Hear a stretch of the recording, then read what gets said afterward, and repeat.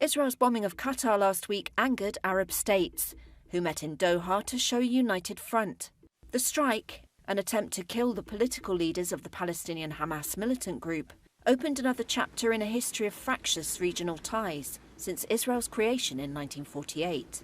Here's how that tense relationship has played out for some major Arab countries. Israel's Qatar strike shone a spotlight on the Abraham Accords, signed during US President Donald Trump's first term. These normalized diplomatic relations between Israel and Arab signatories.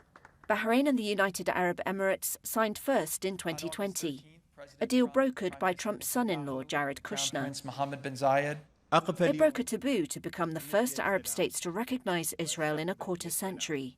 Morocco and Sudan followed suit.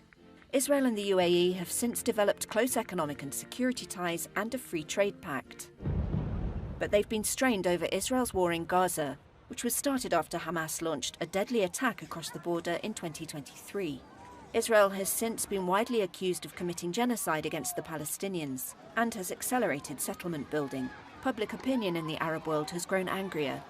These factors can't be ignored by the biggest prize in Israel's sights: rich regional powerhouse Saudi Arabia.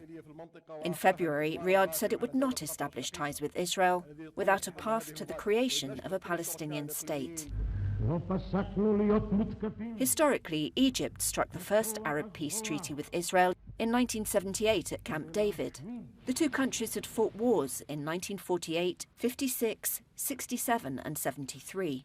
Egyptian President Anwar Sadat, who agreed the deal, was assassinated 3 years later, and the treaty remains deeply unpopular among Egyptians. Israel and Egypt cooperate on oil and gas, but little else.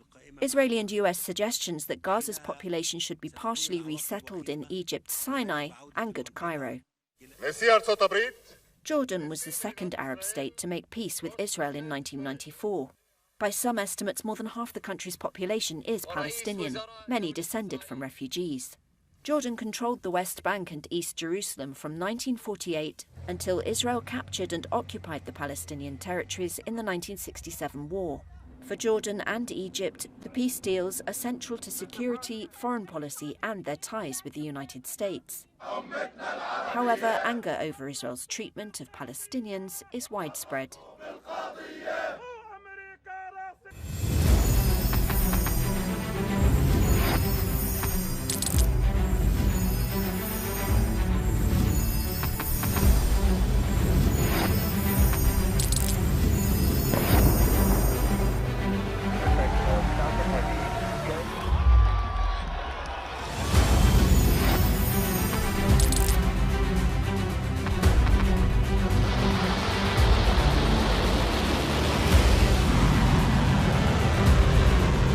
Fighting so long and so hard that they don't know what the they're doing.